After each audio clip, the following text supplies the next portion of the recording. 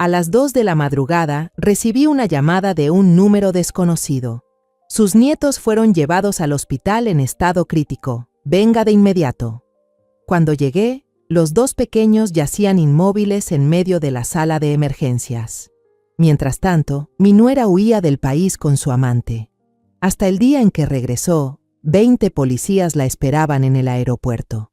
Pero antes de continuar, revisa si ya te suscribiste al canal y comparte en los comentarios desde dónde nos estás viendo. Nos encantaría saber hasta dónde llegan nuestras historias de venganza. Me desperté sobresaltada en medio de la noche, cuando el trueno retumbó como si desgarrara el cielo. Las gotas de lluvia golpeaban el techo de lámina oxidada sobre mi cama. Miré el reloj digital sobre la pequeña mesa de madera al lado. En la pantalla roja y tenue se marcaba la hora. 2 horas y 7 minutos de la madrugada. De pronto, el viejo teléfono fijo del salón comenzó a sonar, con un timbre agudo y estridente que cortó el silencio de la noche. Mi corazón dio un brinco. ¿Quién llamaría a esta hora? Me levanté tambaleándome, los pies descalzos helados al tocar el piso frío de baldosas. La luz tenue de la farola que entraba por la ventana apenas iluminaba el camino. Avancé a tientas en la oscuridad, con la mano apoyada en la pared rugosa hasta llegar a la mesa donde estaba el teléfono envejecido. Mi voz sonó ronca y adormecida al levantar el auricular. ¿Hola?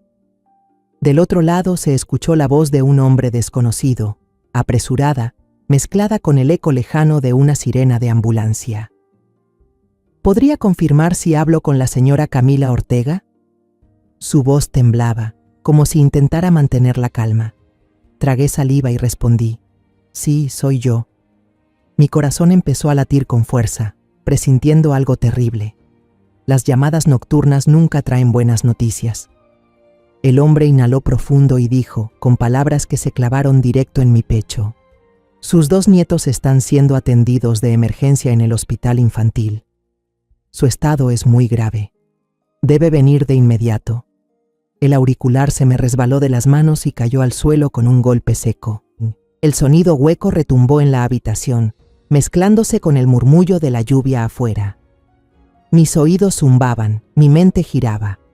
Corrí hacia el dormitorio, torpe, como si no controlara mi cuerpo. Tomé el viejo suéter colgado en la esquina y me lo puse encima del pijama fino. Las sandalias gastadas bajo la cama apenas las revisé antes de ponérmelas. El llavero cayó al suelo con un tintineo metálico. Mis manos temblaban tanto que tuve que agacharme 2 veces para recogerlo, los dedos rígidos como si no fueran míos. La lluvia helada me golpeó el rostro al abrir la puerta. El callejón frente a mi casa estaba inundado, oscuro como la tinta, con apenas unas luces titilantes de faroles lejanos. Corrí hacia la avenida Tláhuac, empapada, con el suéter pegado al cuerpo, el frío calándome los huesos. Agitaba los brazos desesperada ante las luces fugaces de los pocos autos que pasaban. Un camión pasó a toda velocidad, salpicándome de agua sucia que me empapó el cabello y la cara. No me importó. Por favor, deténgase, murmuraba, la voz perdida entre la lluvia. Finalmente, un viejo taxi Volkswagen, pintado de un verde deslucido, se detuvo despacio al borde de la calle. El conductor, un anciano de rostro arrugado, me miró por la ventanilla con compasión. Abrí la puerta y casi caí en el asiento trasero, sollozando. Por favor, lléveme al hospital infantil. Rápido, mis nietos, están en urgencias. El hombre no dijo nada, solo asintió y aceleró. El coche se lanzó por la carretera mojada, las llantas chirriando sobre el asfalto resbaladizo. A través del cristal empañado, las luces de la Ciudad de México se desdibujaban en manchas de colores fantasmales. Durante todo el trayecto no pude quedarme quieta. Mis manos se apretaban entre sí, las uñas hundiéndose en las palmas hasta doler. Las imágenes de Emiliano y Sofía se agolpaban en mi mente, fragmentadas. Emiliano, con su cabello rizado y desordenado, siempre orgulloso de mostrarme sus dibujos torpes. Sofía, la pequeña de ojos grandes, que se acurrucaba en mi regazo cada vez que tenía miedo. Ellos eran todo lo que me quedaba desde que mi hijo Tomás se fue para siempre. ¿Cómo podría perderlos también? Moví la cabeza con fuerza, tratando de expulsar ese pensamiento horrible. El taxi se detuvo frente a la entrada del hospital. Entonces, le metí al chofer unos billetes arrugados que tenía en el bolsillo sin esperar el cambio. Abrí la puerta y corrí directo hacia la sala de emergencias, casi resbalando con mis sandalias. El aire dentro del hospital era helado. El olor a desinfectante me golpeó tan fuerte que me mareé un poco. Una enfermera joven, con mascarilla, salió a mi encuentro y me detuvo. «¿Quién es usted? ¿A quién busca?», preguntó con voz tranquila pero firme. Balbuceé, la voz temblorosa. «Soy Camila Ortega. Me llamaron. Mis nietos, Emiliano y Sofía, están aquí en emergencia». Casi grité. Las lágrimas me corrían sin control. La enfermera me miró unos segundos. Luego señaló hacia el final del pasillo. «Sígame», dijo con un tono más suave. Corrí detrás de ella, con las piernas pesadas como si llevara piedras. El pasillo del hospital parecía interminable. Las luces blancas del techo me hacían arder los ojos. Cada paso era un golpe de miedo en el pecho. Cuando llegamos al final del pasillo, me derrumbé. En 2 camillas, Emiliano y Sofía yacían inmóviles. La ropa de ambos estaba rota, cubierta de barro seco que se había agrietado. En el rostro de Sofía había un largo rasguño rojo que iba desde la sien hasta la mejilla. Emiliano, en cambio, estaba pálido como la cera, con los labios morados y los ojos cerrados como si durmiera profundamente. Un médico con barba salió de detrás de una cortina verde. Su expresión era seria, los ojos llenos de compasión. Me miró y dijo con voz grave pero clara: «¿Usted es la abuela de los niños?». Asentí sin poder hablar. Él respiró hondo antes de continuar. «La niña no está grave, estamos tratándola, pero el niño, su estado es muy delicado. Su corazón late cada vez más despacio. Estamos haciendo todo lo posible». Me dejé caer en una de las sillas de plástico frío del pasillo, las manos temblorosas cubriéndome el rostro. El pitido débil del monitor cardíaco salía desde la sala de emergencias. Cada sonido era como un martillazo en mi pecho. Cerré los ojos con fuerza y los recuerdos me invadieron, tan vivos que dolían. Volví a ver el patio de nuestra casa, 3 años atrás, bajo el sol dorado de una tarde en Ciudad de México. Tomás, mi hijo, estaba agachado reparando la cerca de madera, el sudor empapándole la camisa.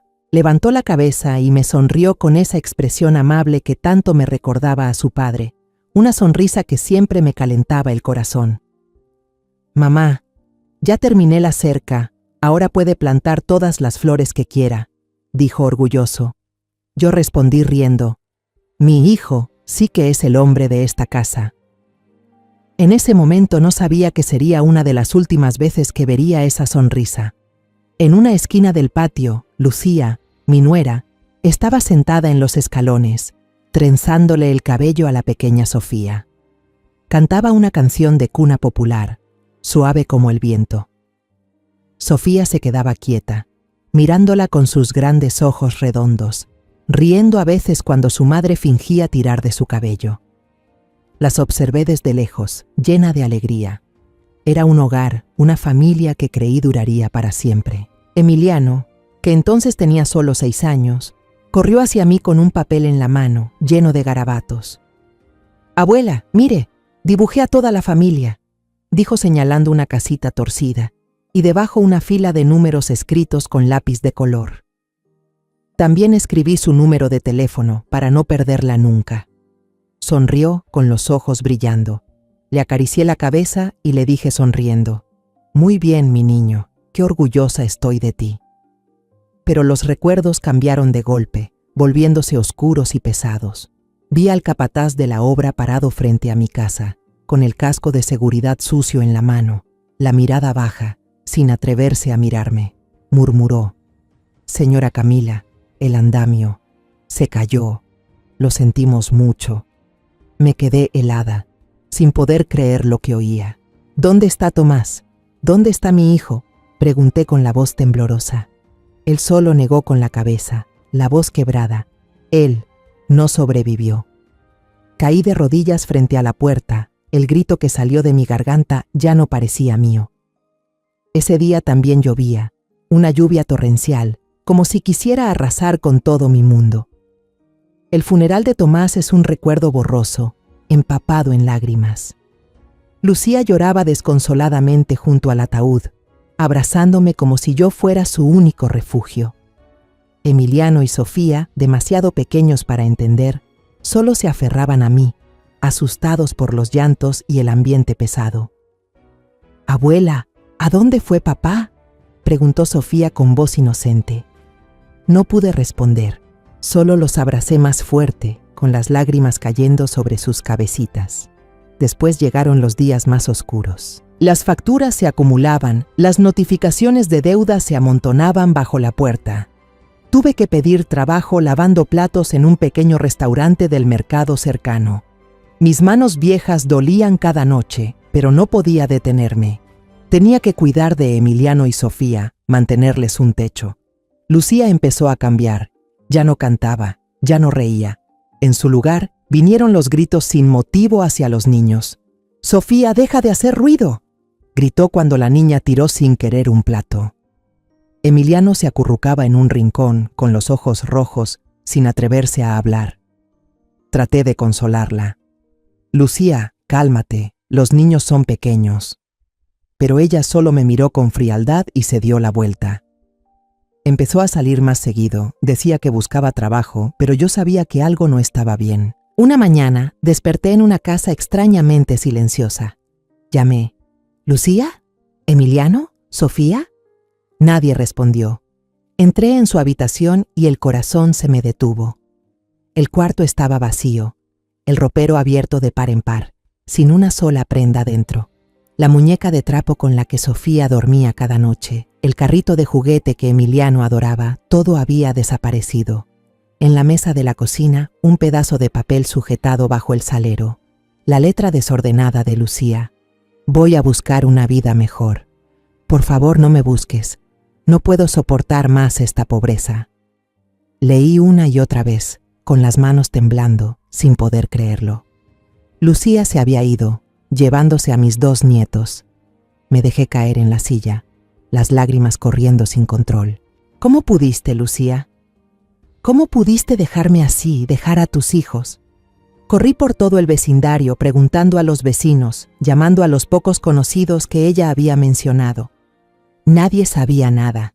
Fui a la comisaría, rogué que los buscaran, pero solo negaron con la cabeza. «Señora, estos casos son difíciles. Haremos lo posible, pero vuelva a casa». Regresé a la casa vacía, me senté en la oscuridad, abrazando el pequeño suéter de Sofía que Lucía había olvidado.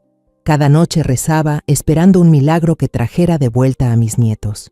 La puerta de la sala de urgencias se abrió de golpe, arrancándome de aquel doloroso recuerdo. El médico de barba cerrada salió, esta vez se quitó la mascarilla, revelando un rostro cansado. Me miró con compasión, buscando palabras suaves. Pero no existían palabras que pudieran aliviar lo que dijo a continuación. «Señora Camila, hicimos todo lo posible, pero el corazón del niño ha dejado de latir». Todo el sonido a mi alrededor desapareció. La lluvia, las máquinas, los pasos de las enfermeras, todo se desvaneció. El pasillo del hospital parecía alargarse infinitamente, y la luz blanca me envolvía como si fuera a tragarme. Mis rodillas cedieron, tuve que apoyarme en la pared helada para no caer. Negué con fuerza, como si pudiera borrar esas palabras horribles. «No, no puede ser», susurré con la voz quebrada. «Déjeme verlo.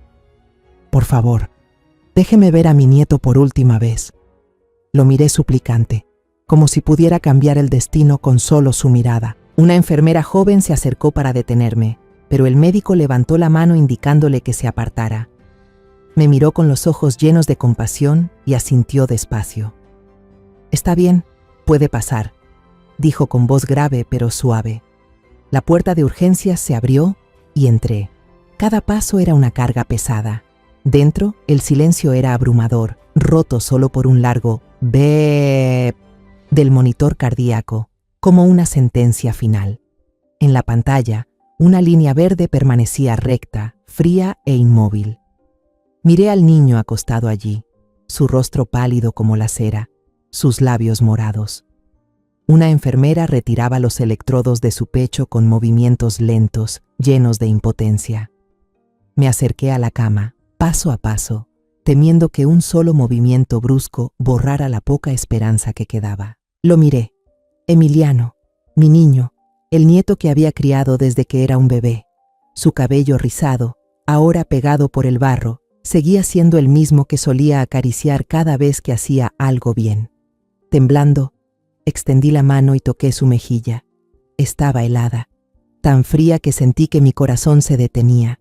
Le acaricié la frente, tratando de limpiar la tierra seca, como si al hacerlo pudiera devolverle la vida. Me incliné, susurrando junto a su oído con la voz rota: Emiliano, mi amor, Emiliano. Las lágrimas caían, empapando su pequeña y fría mano que yo apretaba con fuerza. No me dejes otra vez, Emiliano. Tu madre se fue, tu padre también está en el cielo. No me dejes sola en esa casa. Sollozaba, con el pecho ardiendo de dolor. Sofía, tu hermanita, te necesita. Tienes que despertar, volver con nosotras. Repetí esas palabras sin saber cuánto tiempo pasó, como si mi voz pudiera traerlo de vuelta del límite entre la vida y la muerte. Le hablé de cuando le enseñé a caminar, de los primeros pasos tambaleantes en el patio. Le conté cómo me llamó abuelita por primera vez, con esa vocecita tierna y orgullosa. Le hablé de las tardes en que se sentaba a mi lado, mostrando sus dibujos torpes, y de cómo yo reía diciéndole que sería un gran artista. Cada recuerdo era una puñalada, pero no podía parar. Quería que me oyera, que supiera que yo seguía allí, esperándolo.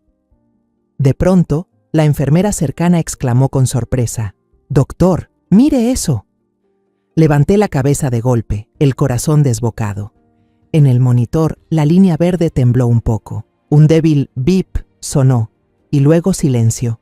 Me quedé paralizada, sin poder creerlo. El médico corrió hacia el monitor, con los ojos fijos en la pantalla. «Carguen el desfibrilador, rápido», gritó con urgencia. Otro bip, esta vez más claro.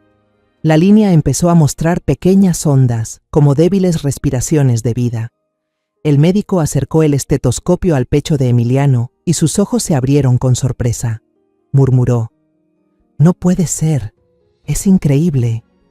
Las enfermeras y los doctores alrededor se movieron de inmediato. Las máquinas comenzaron a sonar. Las voces se mezclaban con órdenes rápidas. Yo me quedé quieta, con las lágrimas aún corriendo, pero ahora entre ellas se filtraba una chispa de esperanza. «Emiliano», susurré, sin atreverme a apartar la vista de mi nieto. La joven enfermera me ayudó a salir del cuarto. Mis piernas parecían de trapo. «Siéntese un momento, deje que los doctores trabajen», me dijo, ofreciéndome un vaso con agua tibia. Lo tomé con manos temblorosas, pero no bebí. Solo me quedé mirando por la ventana de vidrio, hacia donde los médicos rodeaban a Emiliano, el niño que acababa de volver de la muerte. Apreté las manos y murmuré: «Gracias, Dios mío, gracias». Una hora después, cuando el doctor salió y dijo que Emiliano estaba estable, por fin pude respirar, aunque fuera un suspiro tembloroso. La joven enfermera que me había acompañado volvió, puso una mano suave en mi hombro y dijo con dulzura: «Señora, hay un hombre que la ha estado esperando desde que trajeron a los niños. Es quien los encontró». Levanté la vista, los ojos todavía nublados. «¿Los encontró?», repetí con voz ronca. Ella asintió, señalando hacia un rincón del pasillo del hospital. «Está allá, quiere hablar con usted». Me levanté, aún con las piernas débiles, y la seguí. En el rincón del pasillo, bajo la luz parpadeante del fluorescente, un hombre de unos 50 años estaba sentado en una silla de plástico. Llevaba una chaqueta gastada y jugaba nerviosamente con una gorra descolorida entre las manos. Su rostro era duro, pero sus ojos transmitían una bondad tranquila, como la de alguien que ha visto mucho dolor sin perder la humanidad. Al verme, se puso de pie rápidamente, un poco torpe. «Buenas tardes, señora», dijo con voz grave y sincera. «Soy Esteban». No pude decir nada. Sentí el pecho apretado por una mezcla de gratitud y tristeza. Me acerqué y tomé su mano áspera y curtida, como si fuera el único hilo que me mantenía en pie. Mis ojos se llenaron de lágrimas otra vez y murmuré con la voz quebrada: «Gracias». Esteban negó suavemente con la cabeza y me hizo un gesto para sentarme a su lado. «Siéntese, señora, le contaré lo que pasó anoche», dijo con serenidad y emoción contenida. Comenzó a hablar despacio, como queriendo que entendiera cada detalle. Era chofer de camión, transportaba verduras desde Puebla hasta el Mercado Central, la Central de Abasto, en Ciudad de México. Su trabajo solía terminar tarde, en carreteras solitarias donde solo las luces del camión lo acompañaban. Anoche, mientras conducía cerca de la frontera, los faros iluminaron algo al costado del camino. Al principio pensé que era un perro callejero o un montón de trapos viejos, dijo con la mirada perdida. Pero algo no estaba bien. Sentí como si alguien me llamara. Él contó que una extraña corazonada le hizo reducir la velocidad y detener el camión. Tomó su linterna, bajó de la cabina, sin importar la lluvia helada ni la oscuridad densa. Cuando se acercó más, se dio cuenta de que no era un trapo viejo, sino dos niños, encogidos entre unos arbustos, abrazados para mantenerse calientes. Sofía se había desmayado, con la cabeza recostada sobre el pecho de su hermano, mientras Emiliano aún respiraba débilmente, con un aliento tan frágil como una vela frente al viento. «No pensé mucho», dijo don Esteban con la voz entrecortada.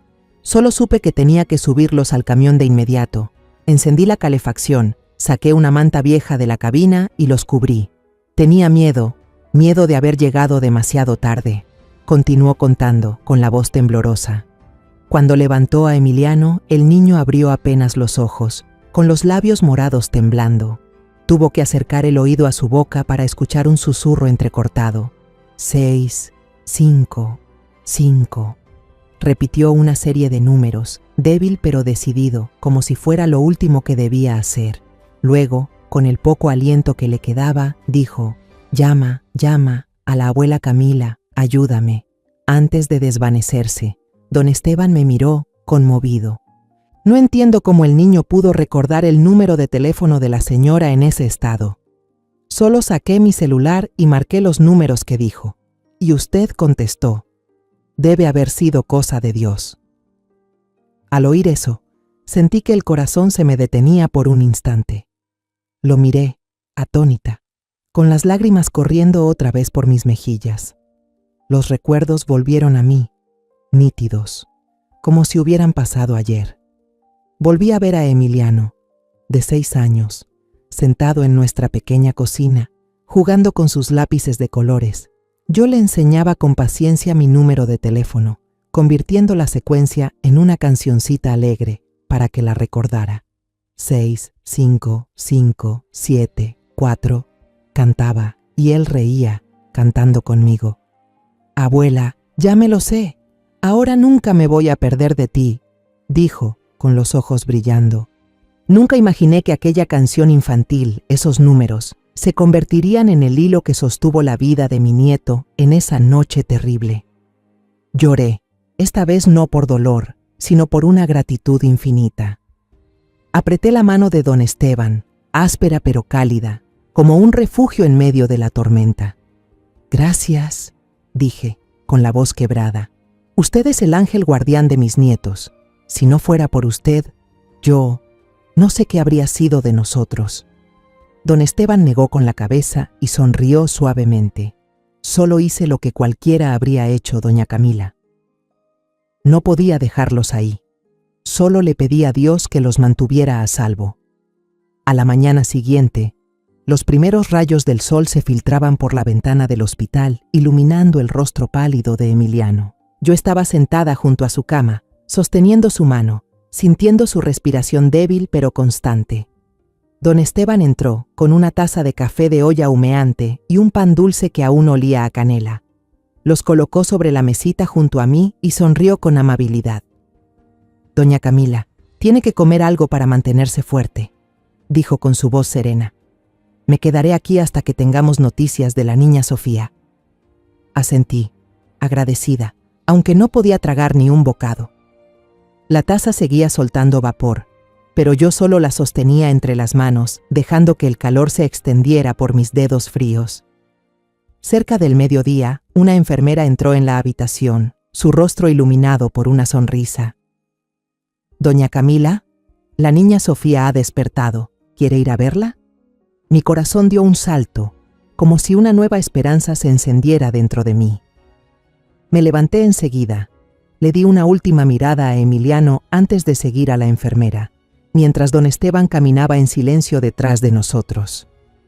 Atravesamos el pasillo del hospital impregnado por el olor a desinfectante y sentí que mis pasos se volvían más ligeros, impulsados por la alegría de saber que volvería a ver a Sofía.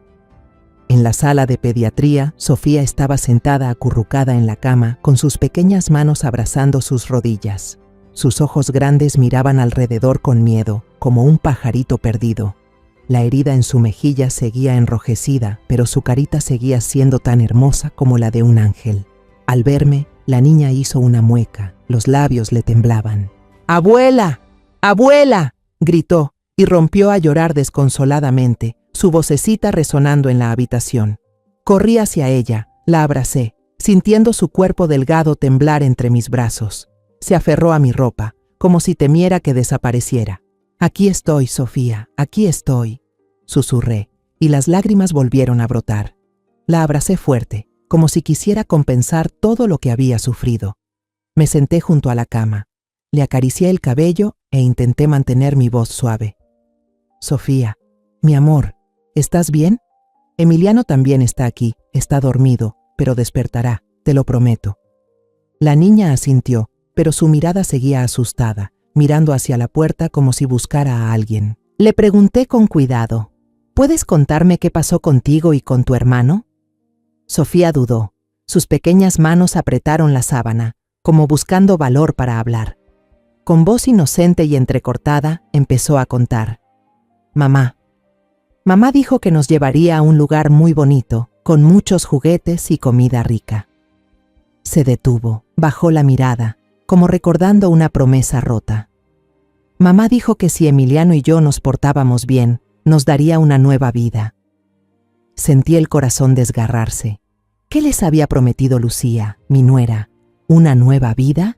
¿Y por qué los llevó a un lugar tan desolado solo para abandonarlos en una noche helada? Sofía continuó, con voz temblorosa. Su madre los subió a un autobús lleno de gente. El calor, el sudor y el ruido la asustaban. Viajaron mucho por caminos polvorientos hasta que bajaron en un sitio extraño donde solo había tierra seca y algunos arbustos. Un hombre desconocido los esperaba.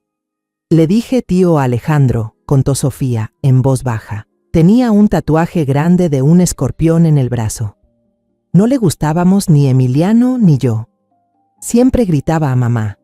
Decía que éramos una carga, que no debía habernos traído. Sentí la sangre hervir en mis venas. Un hombre desconocido, con un tatuaje de escorpión, ¿había hecho que Lucía se volviera contra sus propios hijos? Apreté la mano de Sofía, conteniendo mi furia para no asustarla. «¿Y qué pasó después, mi amor?», le pregunté con la voz más suave posible. La niña contó que esa noche, el tal Alejandro los llevó a caminar por un terreno oscuro y desierto. Todo estaba cubierto por sombras, solo la luz pálida de la luna iluminaba los cactus espinosos. De pronto, se oyó un motor a lo lejos y unos faros brillaron con fuerza. Alejandro maldijo, presa del pánico. «¡Corran! La patrulla fronteriza». Lucía tomó a los niños de la mano y corrieron entre los matorrales. Las espinas les arañaban brazos y piernas. Sofía lloraba bajito, sin atreverse a detenerse. Finalmente, Lucía los empujó dentro de unos arbustos espesos y susurró: «Quédense aquí quietos. Mamá y el tío Alejandro irán a distraerlos. Luego volveré a buscarlos». Sofía levantó la mirada hacia mí, con los ojos llenos de lágrimas. Mamá me besó en la frente. «Abuela», dijo que volvería, pero no volvió. La esperamos. Hacía mucho frío. Emiliano me abrazó. Me dijo que no tuviera miedo, pero luego ya no dijo nada más. Su voz se quebró y rompió en llanto, escondiendo la cara en mi pecho. La abracé con fuerza, sintiendo que el corazón se me partía en pedazos. Lucía, la nuera a la que alguna vez quise como a una hija, había abandonado a sus 2 hijos en la oscuridad, bajo el frío helado de la noche. ¿Cómo pudo hacer algo así? Don Esteban estaba detrás de mí, con las manos apretadas en puños, el rostro marcado por la rabia y el dolor. No dijo nada, pero sabía que sentía lo mismo. Abracé a Sofía, conteniendo mis propios sollozos. «Aquí estoy, Sofía. No dejaré que nadie te haga daño», le susurré, acariciándole el cabello. Levanté la vista hacia don Esteban. «Tenemos que llamar a la policía, don Esteban», dije con voz firme, aunque el corazón me temblaba. Esa tarde, Esteban y yo fuimos a la estación de policía más cercana, un edificio viejo, con paredes descascaradas y un aire sofocante. Conté toda la historia, desde el sonido del teléfono en la noche lluviosa, hasta el momento en que vi a Emiliano y Sofía tendidos en las camas del hospital, y finalmente las palabras entrecortadas de Sofía sobre aquella noche aterradora. Don Esteban añadió los detalles que él había presenciado, con voz grave pero clara, asegurándose de que nada quedara fuera. El oficial de guardia escuchaba, pero noté en su mirada cierta indiferencia, como si fuera solo un caso más entre tantos otros. Apreté los puños, conteniendo mi ira. «Son mis nietos», dije con la voz temblorosa. «Casi mueren. Por favor, hagan algo». El caso fue asignado rápidamente al inspector Ricardo Morales, un hombre de unos 40 años, con la frente amplia y unos ojos penetrantes, como si pudieran ver más allá de las palabras. Nos invitó a pasar a una pequeña oficina, con el escritorio lleno de papeles y una computadora vieja. Escuchó mi relato, tomando notas en un cuaderno, asintiendo de vez en cuando o haciendo preguntas breves. Cuando mencioné al tío Alejandro y el tatuaje del escorpión, dejó de escribir y levantó la vista. «¿Un tatuaje de escorpión?», repitió, bajando la voz. «¿Estás segura?». Asentí, sintiendo una chispa de esperanza. Tal vez ese detalle era más importante de lo que pensaba. El inspector Morales pidió una foto reciente de Lucía. Busqué en mi cartera, con el corazón apretado, hasta sacar la única que tenía. Una vieja foto familiar de cuando Tomás aún vivía. En ella, Tomás sonreía, abrazando a Lucía, mientras Emiliano y Sofía se apoyaban a su lado, inocentes y felices. Le entregué la foto con las manos temblorosas. «Esta es Lucía y nuestra familia, cuando todo aún estaba bien», dije, con la voz quebrada. El inspector Morales miró la foto un momento, luego la colocó con cuidado sobre el escritorio. «Gracias, señora Camila. Empezaremos de inmediato». Inmediatamente envió a una oficial de policía especializada en psicología al hospital para tomar la declaración formal de Sofía. Me preocupaba que recordar esa noche la lastimara más, pero la oficial fue muy amable. Se sentó junto a Sofía, hablándole con dulzura, y le llevó una muñeca para que se sintiera más tranquila. Sofía, aunque todavía asustada, trató de describir la vieja camioneta y parte de la placa que recordaba. «Era azul pero muy vieja, abuela», me dijo después con voz bajita. «Vi unos números, 4, 8 y una letra o algo así». Le acaricié la cabeza y le susurré: «Lo hiciste muy bien, Sofía. Estoy muy orgullosa de ti». A partir de esas pistas, la investigación comenzó. El inspector Morales y su equipo trabajaron con rapidez, como si también sintieran mi dolor. Extrajeron las grabaciones de las cámaras de seguridad de la estación de autobuses donde Sofía había mencionado y también las de tráfico en la autopista cerca de la frontera. Un video borroso, pero lo bastante claro para que el corazón se me encogiera, mostraba a Lucía llevando de la mano a Emiliano y Sofía hacia una vieja camioneta. El conductor, un hombre alto con un tatuaje de escorpión en el brazo, era Alejandro Vargas, un delincuente con antecedentes por tráfico de personas a pequeña escala. El inspector Morales señaló la pantalla y dijo con voz fría: «Es él. Lo conocemos.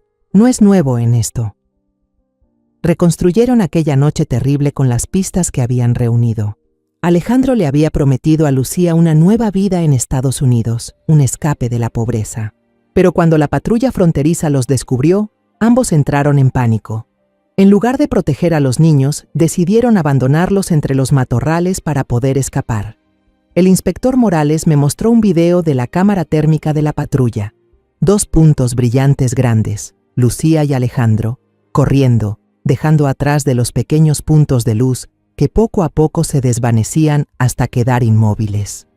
Tuve que apartar la mirada, las lágrimas se me salieron.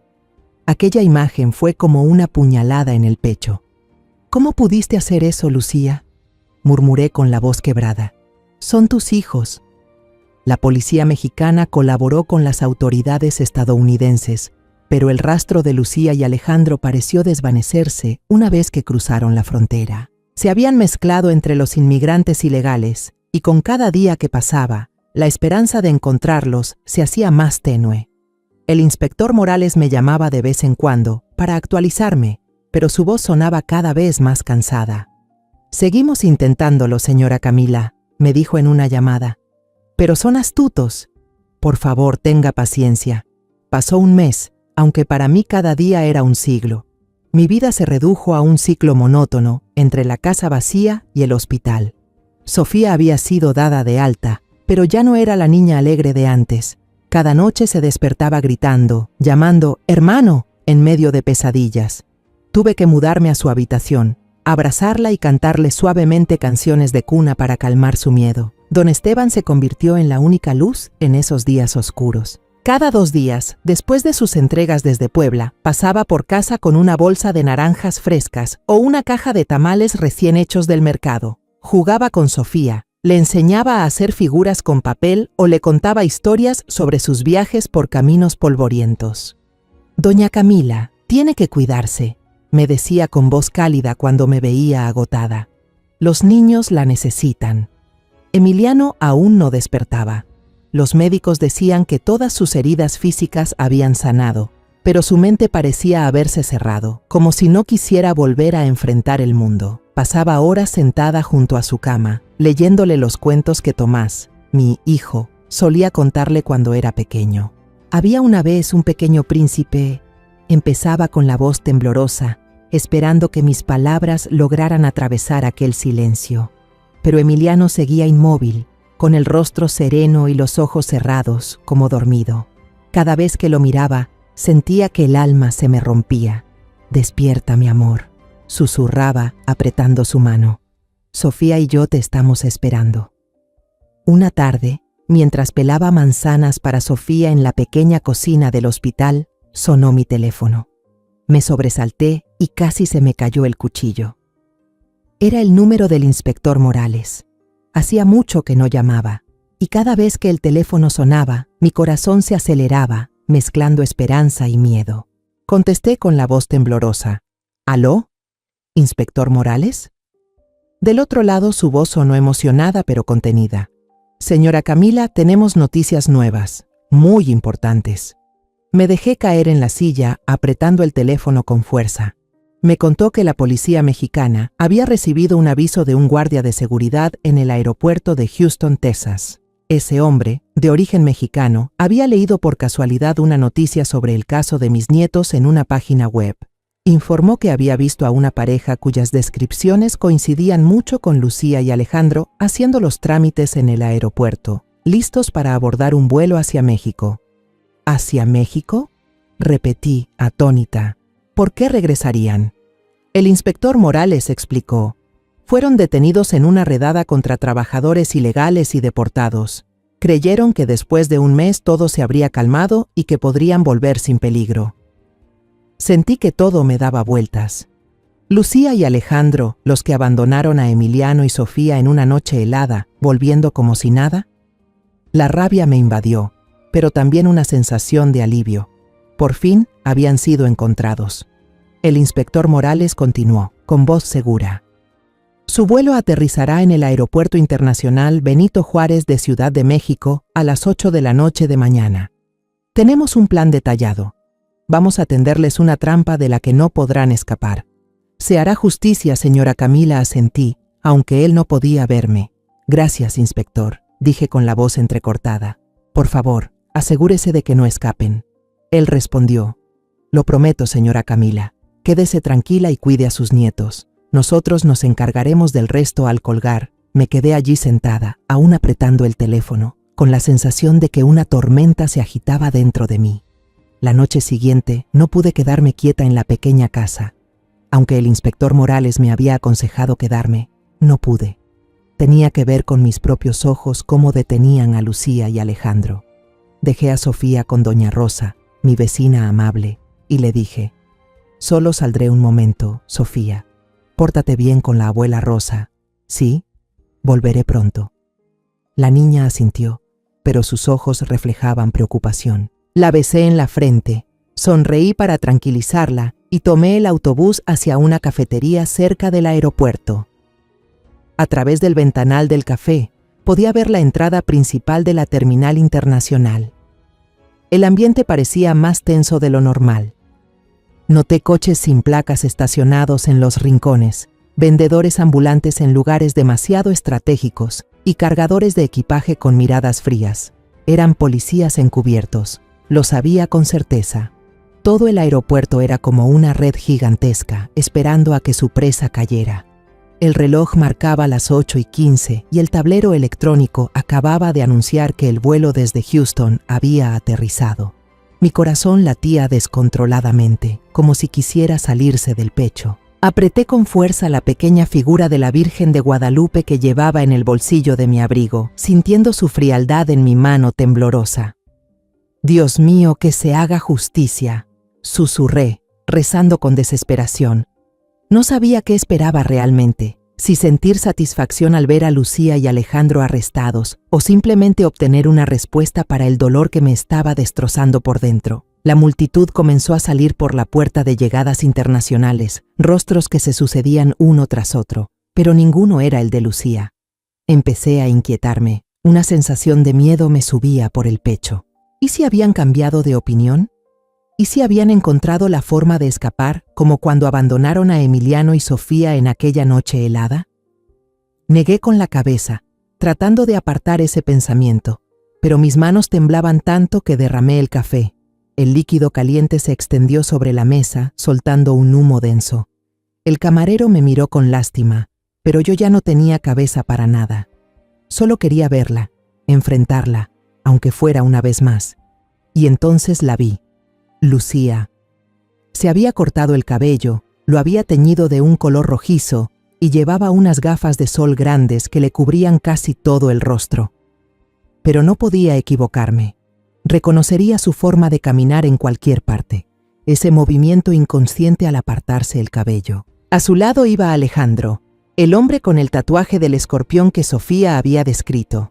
Llevaba una camisa con estampado llamativo y arrastraba una maleta grande, con una expresión arrogante, como si se hubiera librado de todos sus problemas.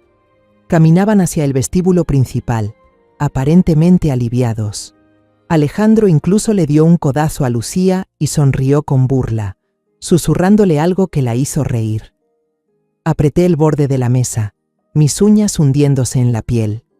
¿Cómo podían reír después de todo lo que habían hecho? Entonces todo pasó en un abrir y cerrar de ojos. El hombre que vendía periódicos cerca dejó caer su pila al suelo y se lanzó hacia ellos con la rapidez de un felino. La mujer que limpiaba el piso se enderezó, levantando un radiotransmisor. Su voz fría resonó por el dispositivo. Desde todas partes, personas aparentemente inofensivas, un cargador de equipaje, un vendedor de dulces, comenzaron a moverse al unísono, rodeando a Lucía y Alejandro en cuestión de segundos. ¡Policía! ¡Quietos! La voz firme del inspector Morales rompió el aire como un trueno. Lucía se sobresaltó. Su rostro se volvió pálido. Las gafas de sol cayeron al suelo, dejando ver sus ojos llenos de pánico. Alejandro intentó correr, pero dos agentes corpulentos ya lo tenían sujeto por detrás, empujándolo al suelo. Decenas de policías los rodearon. Los flashes de las cámaras de los periodistas parpadeaban sin parar, iluminando el rostro descompuesto de Lucía. Ella se quedó inmóvil, como si el mundo entero se hubiera derrumbado bajo sus pies. Miré a través del cristal, con lágrimas brotando de mis ojos, pero no eran de satisfacción. Era dolor, un dolor profundo al ver a la nuera que alguna vez quise como a una hija, ahora convertida en una criminal. Don Esteban apareció a mi lado. Había venido a buscarme, tal como prometió. No dijo nada, solo apoyó una mano sobre mi hombro, ofreciéndome un consuelo silencioso. Me giré hacia él y murmuré: «Ya los arrestaron, don Esteban, pero ¿por qué me sigue doliendo tanto?». Él asintió, con una mirada triste. «La justicia llegó, doña Camila, pero sé que su corazón todavía está sufriendo». Esa misma noche, Lucía y Alejandro fueron llevados a la comisaría para ser interrogados. Yo regresé a casa, pero mi mente seguía atrapada en el aeropuerto. La imagen de Lucía de pie allí, con el rostro pálido y la mirada llena de pánico, no dejaba de perseguirme. Me senté en la cocina oscura, abrazando una vieja foto familiar, mirando la sonrisa de Lucía de aquellos años. Ella había sido una madre, una esposa, una parte de nuestra familia. ¿Qué fue lo que la cambió? ¿Acaso la pobreza la empujó a ese camino? ¿O fue el egoísmo el que devoró su corazón? A la mañana siguiente, el inspector Morales me llamó. Su voz era tranquila, pero no podía ocultar cierta satisfacción. «Señora Camila, Alejandro confesó todo», dijo. Estaba aterrado. Intentó echarle toda la culpa a Lucía para conseguir una pena más leve. Admitió que planeó abandonar a los niños, diciendo que fue Lucía quien insistió en deshacerse de esa carga para empezar una nueva vida. Sentí como si me apretaran el corazón. Alejandro, un cobarde capaz de traicionar a cualquiera con tal de salvarse. Pero Lucía, ¿realmente quiso abandonar a sus hijos? El inspector Morales continuó. Lucía guardó silencio durante todo el primer interrogatorio. Solo se sentó ahí, con la mirada perdida, sin decir una palabra. Pero las pruebas en su contra son irrefutables. Tendrán que enfrentar el juicio y le prometo que pagarán por lo que hicieron. Asentí, aunque él no podía verme. Gracias, inspector, respondí con voz ronca. Solo quiero que mis nietos estén a salvo. Él dijo: Lo entiendo, señora Camila. Cuide de los niños. Nosotros nos encargaremos del resto. 2 semanas después del arresto en el aeropuerto, se celebró la primera audiencia. Tuve que asistir como la tutora legal de Emiliano y Sofía. La noche anterior apenas dormí. Don Esteban me llamó, con su voz cálida de siempre. Señora Camila, iré con usted. No tiene que enfrentarlo sola. Sentí un pequeño alivio, aunque el dolor seguía pesando como una roca en el pecho. Aquella mañana, don Esteban llegó a buscarme en su vieja camioneta. Llevaba una camisa limpia, algo poco común en él, que siempre usaba su chaqueta gastada. Cuando entramos al Palacio de Justicia, el aire frío y solemne de la sala me hizo estremecer. Las paredes de piedra gris, las bancas de madera rígida y el eco de los pasos parecían querer tragarse todo. Lucía y Alejandro fueron conducidos al interior, vestidos con uniformes beige de prisioneros. Lucía estaba demacrada. Su cabello teñido de rojizo dejaba ver las raíces negras y su rostro lucía envejecido, como si hubiera pasado una década en pocos días. Mantenía la cabeza baja, incapaz de levantar la vista, incapaz de mirarme. Alejandro, en cambio, se sentó erguido, con los ojos inquietos, buscando una salida incluso dentro del tribunal. Cuando el fiscal proyectó el video grabado con la cámara térmica del equipo fronterizo, la sala quedó en silencio absoluto. En la pantalla se veían 2 puntos grandes y brillantes, Lucía y Alejandro, corriendo, dejando atrás 2 pequeños puntos de luz débiles, Emiliano y Sofía. Algunas personas se taparon la boca, horrorizadas. Sentí un dolor agudo en el pecho, como si alguien me aplastara el corazón. Esa imagen, aunque ya me la habían descrito, me hizo querer gritar. ¿Cómo puede una madre abandonar a sus propios hijos así? Cuando llegó el momento de defenderse, Lucía se levantó, con los hombros temblando. Rompió a llorar desconsoladamente, su voz entrecortada. Señoría, sé que me equivoqué. Solo quería una vida mejor para mis hijos. Nunca imaginé que todo terminaría así. Por favor, déjeme ver a Emiliano y a Sofía, solo una vez. Su llanto resonó por toda la sala, pero yo no sentí compasión alguna. Solo dolor y traición. La jueza, una mujer mayor de rostro severo, la miró fijamente. Su voz fue firme. La acusada renunció a su derecho como madre la noche en que dejó a sus hijos morir de frío. Solicitud denegada. Lucía se derrumbó. Su llanto desgarró el silencio, pero yo solo aparté la mirada. No podía seguir viendo más. El juicio terminó, pero no sentí alivio. La justicia puede estarse cumpliendo, pero eso no borra las heridas en mi corazón, ni en el de mis nietos. Me apresuré a tomar el autobús de regreso al hospital, el único lugar donde sentía que pertenecía. El mundo de las leyes y los delitos era demasiado cruel, demasiado ajeno. Solo quería volver con Emiliano, con Sofía, con lo que quedaba de mi familia. Cuando entré en la habitación, todo seguía igual. Emiliano yacía allí, su rostro tranquilo como si durmiera un largo sueño. Los cables y las máquinas a su alrededor seguían emitiendo pitidos constantes, pero sus ojos permanecían cerrados. Me senté junto a la cama, tomé su mano y sentí el débil calor que aún quedaba en sus pequeños dedos. El jefe de pediatría, un hombre de mirada bondadosa, entró. Me miró con tristeza y dijo: «Señora Camila, físicamente el niño está completamente recuperado. Todos los indicadores son buenos. Pero parece que hay algo en su mente que le impide despertar. El trauma fue demasiado fuerte. Explicó que a veces el cerebro crea un mecanismo de defensa, sumergiéndose en un coma para no enfrentar recuerdos dolorosos. El niño tal vez no quiere despertar», dijo con pesar. Sentí que el corazón se me oprimía. No era su cuerpo, sino su alma la que estaba demasiado herida. Los días de abandono, el frío que calaba hasta los huesos, el miedo al abrazar a su hermanita en la oscuridad, todo eso había encerrado al niño en un mundo al que yo no podía llegar. Asentí, conteniendo las lágrimas. «Gracias, doctor», susurré. «No me rendiré. Lo esperaré. El tiempo que sea necesario». Él puso una mano en mi hombro, con una mirada llena de empatía. «Usted es una abuela maravillosa, señora Camila. Ese niño tiene mucha suerte de tenerla». Desde ese día, pasé casi todo mi tiempo en el hospital. Llevaba conmigo a Sofía, aunque aún era pequeña y se cansaba fácilmente. Pero Sofía era muy buena. Se sentaba en una sillita junto a la cama de su hermano, le tomaba la mano y le contaba historias con su vocecita dulce. «Hermano, hoy el señor Esteban me compró un helado de coco. Estaba riquísimo. Cuando despiertes, te daré la mitad». La niña sonreía, pero sus ojos estaban enrojecidos. Sabía que intentaba ser fuerte, igual que yo lo hacía por ella.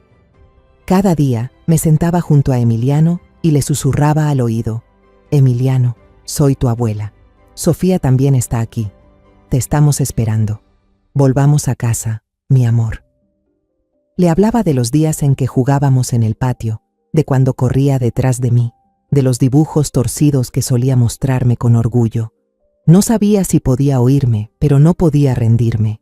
Cada palabra era un hilo de esperanza, esperando que uno de ellos lograra traerlo de vuelta. Una tarde, la luz dorada del atardecer se filtraba por la ventana del hospital, iluminando el libro El Principito que yo le leía a Emiliano.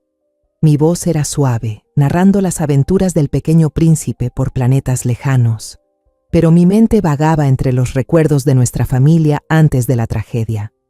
Sofía estaba a mi lado, abrazando su muñeca vieja, escuchando en silencio. De pronto, me jaló suavemente la manga, la voz temblorosa, pero llena de emoción. «Abuela, mira». Mi hermano abrió los ojos. Levanté la vista de inmediato. El libro cayó al suelo. Era cierto. Los ojos de Emiliano se estaban abriendo poco a poco. Sus pestañas largas temblaron. Parpadeó varias veces, como si tratara de acostumbrarse a la luz. Me quedé inmóvil, sin atreverme a respirar, temiendo que todo fuera un sueño. Sus cálidos ojos color miel recorrieron la habitación y se detuvieron en mi rostro. Después de unos segundos, una voz débil, ronca, salió de su garganta. «Ah, abuela». Lloré sin poder contenerme. Eran lágrimas de felicidad que había esperado por tanto tiempo. Le tomé la mano con fuerza, sintiendo el calor regresar poco a poco. «Aquí estoy, Emiliano, mi amor, aquí está tu abuela», dije con la voz entrecortada. Sofía se lanzó sobre su hermano, riendo y llorando al mismo tiempo. «Hermano, despertaste. Sabía que lo harías». Emiliano las miró con la mirada aún nublada, pero una sonrisa débil se dibujó en sus labios. En ese instante, sentí que el mundo volvía a brillar, como si la tormenta hubiera pasado y dejara un cielo claro detrás. Los médicos entraron enseguida para examinarlo, sorprendidos por su repentina recuperación. Dijeron que el niño no mencionó nada sobre aquella noche aterradora, ni preguntó por su madre. Parecía que su mente había borrado los recuerdos más dolorosos, conservando solo las imágenes mías y de Sofía. «Es una suerte», dijo el jefe de médicos con alivio. «Necesitará tiempo, pero con usted y su hermana a su lado saldrá adelante». Asentí, mientras las lágrimas seguían cayendo. No me importaba lo que recordara o lo que hubiera olvidado. Lo único importante era que Emiliano había regresado, y no permitiría que se alejara de mí nunca más. Unos días después, se llevó a cabo el juicio final. Lucía y Alejandro fueron condenados. Lucía recibió 15 años de prisión por abandono de menores en peligro y otros cargos relacionados. Alejandro, como autor intelectual y con antecedentes de trata de personas, recibió una pena aún mayor. Mientras el juez leía la sentencia, yo estaba sentada en la última fila, abrazando fuerte a Sofía. Ella no comprendía todo lo que ocurría, pero se aferraba a mí buscando seguridad. No miré a Lucía, no quería ver su rostro. Solo deseaba salir de esa sala y volver con Emiliano, al pequeño mundo que intentaba reconstruir para mis nietos. El tribunal me otorgó oficialmente la custodia total de Emiliano y Sofía.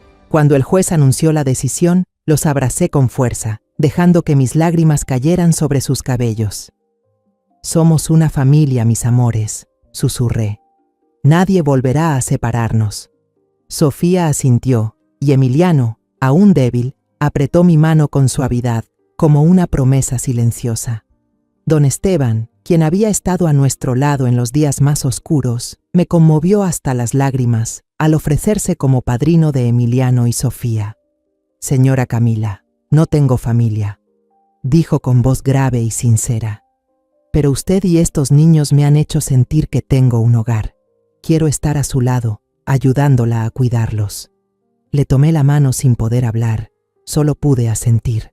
Él no solo fue el salvador de mis nietos, sino que se convirtió en parte de nuestra familia. Para celebrar el día en que Emiliano fue dado de alta, don Esteban tuvo la idea de llevarnos a los tres a Xochimilco, donde los canales de agua verde y las coloridas trajineras transmiten una sensación de paz. Nos sentamos en una barca de madera decorada con flores y colores vivos, deslizándonos lentamente sobre el agua brillante. La música de los mariachis en otras embarcaciones se mezclaba con las risas de Emiliano y Sofía. Los dos niños estaban en la proa, señalando emocionados las flores de loto que crecían en la orilla. «¡Abuela, mira! ¡Un pez!», gritó Emiliano, apuntando al agua.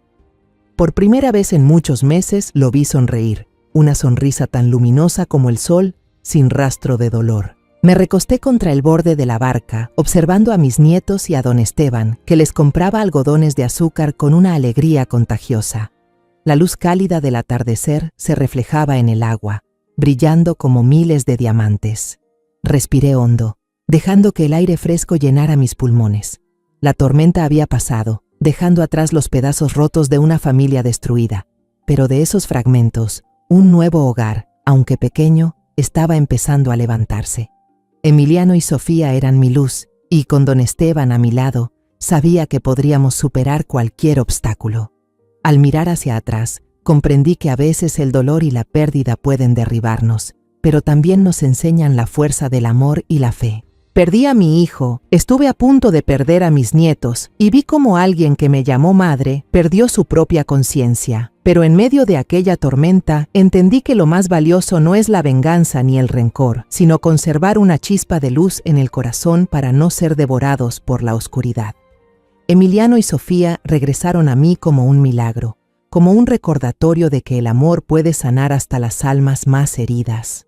La vida puede ser cruel, pero mientras exista amor, siempre podremos levantarnos, secar las lágrimas y comenzar de nuevo. La historia que acabas de escuchar ha cambiado nombres y lugares para proteger la identidad de las personas involucradas. No la contamos para juzgar, sino con la esperanza de que alguien escuche y se detenga a reflexionar. ¿Cuántas madres están sufriendo en silencio dentro de su propio hogar? Me pregunto sinceramente, si tú estuvieras en mi lugar, ¿qué harías? ¿Elegirías el silencio para mantener la paz o te atreverías a enfrentarlo todo para recuperar tu voz? Quiero saber tu opinión, porque cada historia puede convertirse en una vela que ilumine el camino de otro. Dios siempre bendice, y estoy convencida de que el valor nos conducirá a días mejores. Ahora, en la pantalla final, dejaré 2 de las historias más queridas del canal. Estoy segura de que te sorprenderán. Gracias por quedarte conmigo hasta este momento.